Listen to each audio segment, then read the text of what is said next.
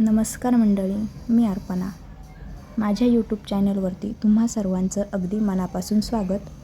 तर मी आले होते माझ्या माहेरी आणि मी तिथून जाणार होते माझ्या मामाच्या घरी. तिथे माझ्या आजी आजोबांचं वर्षश्राद्ध होतं, तर त्याच्यासाठी आम्ही सर्वजण घरून निघालो होतो. आजी आजोबा म्हटलं तर माझ्या मम्मीचे आई वडील, त्यांना आजोबांना आम्ही दादा म्हणायचो आणि आजीला आई म्हणायचं. तर ते आमच्यासाठी खूप मोठं प्रेरणास्थान होतं. आमच्या कुटुंबाचा, सर्वांच्याच मावशी म्हणा, सर्व नातवंडांचा खूप मोठा आधारस्तंभ होता. तर आज आजोबांना जाऊन 2 वर्ष झाली आणि आजीला जाऊन 1 वर्ष झालं. ते आता आमच्यासोबत नाही आहेत, याचं खूप मोठं दुःख आहे. आणि मामाच्या घरी कार्यक्रम तो चालू होता. आजीची सर्व विधी झाली होती आणि ज्या मावशी महिना जेवत होत्या त्यांच्यासाठी काही दान करण्याचा देखील कार्यक्रम झाला होता. तर खूप वाईट वाटत होतं ह्या गोष्टीचं की ते आपल्यामध्ये नाही आहेत, कारण खूप मोठा आधार होता त्यांच्या पाठीमागे, खूप मोठा परिवारही होता. माझ्या आजी आजोबांना 6 मुले आणि 2 मुलं होती. सर्व नातवंडांचं ते सर्व करायचे, खूप भारी वाटत होतं. त्यामुळे मामांनी देखील खूप मोठा आणि छान कार्यक्रम आयोजित केला होता. खूप भारी वाटलं. एका दृष्टीने वाईट देखील वाटलं की ते आपल्यामध्ये नाही आहेत. पण कसं असतं ना की एकदा जन्माला आलेला माणूस कधी ना कधी तर आपल्यातून जातं. ते सर्वांचंच आहे. पण त्याला काहीच दुसरा पर्याय नाही. कीर्तनकार आले होते, भजनी मंडळी सर्व आले होते. साठे महाराज म्हणून कीर्तनकार होते नांदूरचे. त्यांनी खूप छान कीर्तन केलं. त्यांनी काही कीर्तन त्याचं शूट केलेलं आहे, तुम्ही तुम्हाला नक्कीच ऐकूया.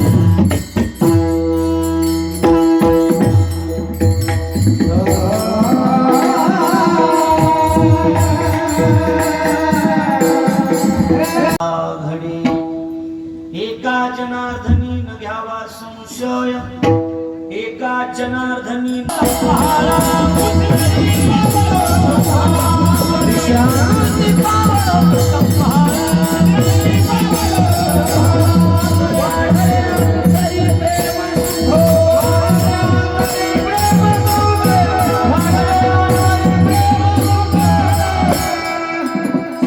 परमार्थामध्ये व्याप्त असणारे तत्वज्ञ संत श्रेष्ठ जगद्गुरु तुकाराम महाराज आदी करून संत महंत भाविक उपस्थित माता भगिनी, गायनाचार्य, मृदंगाचार्य, परिसरातून गावातून उपस्थित असणारे कीर्तनकार, प्रवचनकार, श्रीमद भागवत कथाकार, आचार्य, प्राचार्य, चित्रकार, पत्रकार आणि आपण उपस्थित देवरूप श्रोतृवर्ग या सर्वांच्या पवित्र उपस्थितीमध्ये श्री संत मुक्ताबाई महाराजांच्या पदस्पर्शानं तर झालेल्या आपल्या शेळगाव नावाच्या पवित्र नगरीमध्ये आपल्याच गावातील कैलासवासी सोपानरावजी यशवंतराव भुजबळ आणि कैलासवासी सुशीलाबाई सोपानरावजी भुजबळ, सुशीलाबाईंचं हे प्रथम पुण्यस्मरण आणि सोपानरावजींचं हे द्वितीय पुण्यस्मरण, त्या निमित्तानं आपण सर्वजण या ठिकाणी उपस्थित आहात.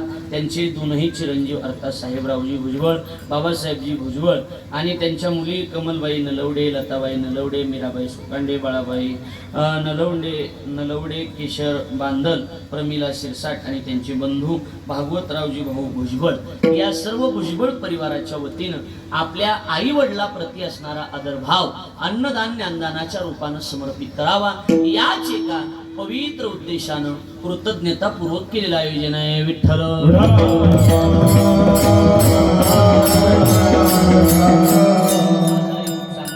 ग्रामस्थ मंडळीचं प्रेम एवढं भुजबळ परिवाराचं माझ्यावर असणारं प्रेम, त्या प्रेमाची पावती म्हणून सेवेचा योग आहे. तुमच्या मूळ महाराज, त्याचप्रमाणे आमचे अगलाबे महाराज, विशाल महाराज, ही सगळी महाराज मंडळी आज आवर्जून उपस्थित आहेत. त्या सगळ्याला मनापासून धन्यवाद देतो.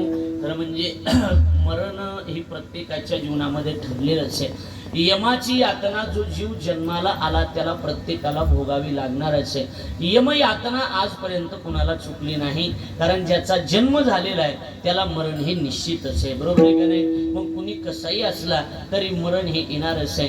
आएगा सो जाएगा, राजा रंग फकीर, 9वीं मर गए 10वीं मर गए सहस्त्रत्यांशी, 33 कोटी देवता मर गए बडे काल की फाशी, येथे नाही गुरु आले अवतार पाठे आपल्या वीरते पामर जीव किती. देवादिकांना सुद्धा इथं आल्याच्या नंतर मरावं लागतच आहे. मग कुणी कसा जरी असला, जन्म झाला की कळालं की त्याचा मृत्यूचा सोहळा ठरलेला आहे. ज्ञानोबा म्हणतात देहाच्या गावा आलिया, जन्म मृत्यूच्या सोहळ्या, नाम धनंजया जिया परी. ज्याचा जन्माचा सोहळा आहे त्याचा मृत्यूचा सोहळा आहे. उपजल्या पिंडा मरण सांगाते,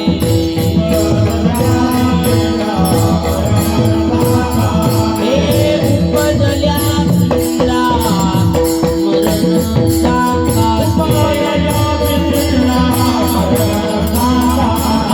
उपजते मरते सवे किती, उपजते मरते सवे किती.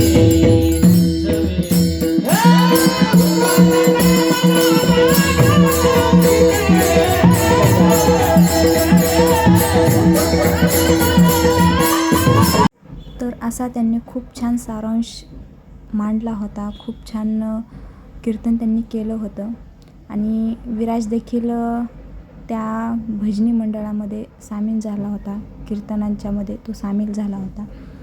त्याच्यानंतर पुष्प त्यांच्यावरती अर्पित करण्यात आले, आरती झाली. त्यानंतर मग आम्ही सर्वांनी एकमेकींशी भेटलो. मावशी आल्या होत्या, सर्व मावश्या जमा झाल्या होत्या, सर्व मावशांची मुलं होती, सर्व नातेवाईक आले होते. फक्त दुःख एकच होतं की आजी आजोबा सोबत नव्हते. एक काळ असा होता जेव्हा कधी आम्ही आजी आजोबांना भेटायला जायचो तेव्हा खूप वेगळं फील व्हायचं, आणि आज खूप वेगळं फील वाटत होतं की त्यांच्यासाठी आपण आज कार्यक्रमात आलो आहे आणि ते आज आपल्यासोबत नाही आहेत. खूप मोठं दुःख होतं सर्वांसाठीच, कारण जेव्हा कधी आम्ही जायचो तर नेहमी प्रश्न सगळ्यांच्या तोंडात एकच असायचा, आई दादा कसे आहेत. पण आज त्यांच्यासाठी मामांनी खूप छान म्हणजे कार्यक्रम केला.